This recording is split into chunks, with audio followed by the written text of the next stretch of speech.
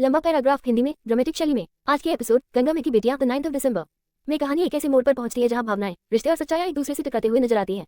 पूरे गांव में सुबह से ही अजीब सी बेचैनी फैली हुई थी, मानो कोई तूफान आने वाला हो। गंगा मैया के मंदिर में घंटियों की आवाज के बीच जब सभी परिवार वाले इकट्ठा हुए, तभी माहौल में तनाव साफ महसूस हो रहा था। इंदुक्ति, जो हमेशा खुद को सही साबित करने की कोशिश करती रही है, आज फिर वही पुराना खेल शुरू करती है। स्नेहा पर आरोपों की बौछार करते हुए वो उसे बदनाम करने का इरादा रखती है। लेकिन इस बार स्नेहा शांत खड़ी रहने वाली नहीं थी। पिछले कई दिनों से उसने इंदुक्ति की साजिशें, झूठ के जाल और उसके दोहरे चेहरे को धीरे धीरे समझ लिया था। इंदुक्ति की कड़वी बातों के बीच स्नेहा की संयम की सीमा टूट गई और अचानक उसने इंदुक्ति को जोरदार थप्पड़ मार दिया। ये थप्पड़ सिर्फ एक आवाज नहीं थी, बल्कि वर्षों से चली आ रही झूठ, अत्याचार, मनोवैज्ञानिक दबाव और इंदुक्ति की चालों के विरुद्ध स्नेहा का विद्रोह था। पूरे आंगन में सन्नाटा छा गया। चारों तरफ खड़े लोग स्तब्ध रह गए। किसी को यकीन नहीं हुआ कि शांत स्वभाव की स्नेहा ऐसा कदम उठा सकती है। गंगा मैया की मूर्ति के सामने ये घटना होना मानो इस बात का संकेत था कि अब सत्य सामने आने का समय आ गया है।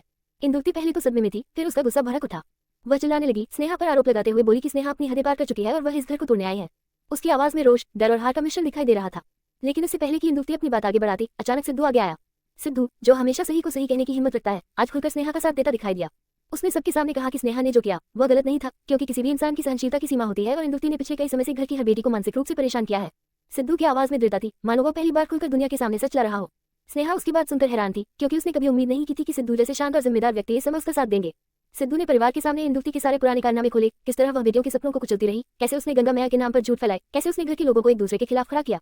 इंदुक्ति ये सब सुनकर तिलमिला उठी। उसने सिद्धू पर ही आरोप लगाने शुरू कर दिए कि वह स्नेहा के बहकावे में आकर परिवार तोड़ रहा है। लेकिन अब माहौल बदल चुका था। स्नेहा की आंखों में आंसू थे, लेकिन उसमें डर नहीं, बल्कि हिम्मत और सच्चाई की चमक थी। उसने सबके सामने बताया कि कैसे उसने कई बार इंदुक्ति की गलत हरकतें देखी, लेकिन परिवार की इज्जत के लिए चुप रही। उसने कहा कि आज वह सिर्फ अपने लिए नहीं, बल्कि गंगा मैया की हर बेटी के लिए लड़ रही है। ये सुनकर बाकी बहनें भी आगे आईं। सभी ने मिलकर स्नेहा का समर्थन किया और कहा कि अब समय आ गया है जब घर में फैली नफरत और षड्यंत्रों का अंत होना चाहिए। गंगा मैया के मंदिर की हवा बदलती सी महसूस हो रही थी, मानो स्वयं देवी स्नेहा के साहस को आशीर्वाद दे रही हूँ।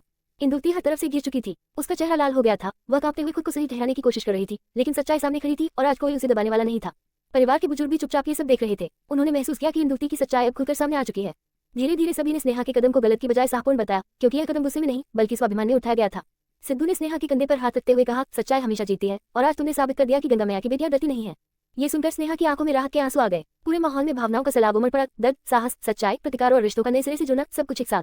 एपिसोड का अंत एक गहरी चुप्पी के साथ होता है, लेकिन ये चुप्पी तूफान की बात की नहीं, बल्कि नई शुरुआत से पहले की शांति थी। कैमरा धीरे धीरे गंगा मैया की मूर्ति पर ठहरता है, जहां दीपक की लौ तेजी से जलती हुई इस बात का प्रतीक बनती है कि अब अंधकार खत्म होने वाला है और सच्चाई की रोशनी नीचे हर कोने में फैलने वाली है।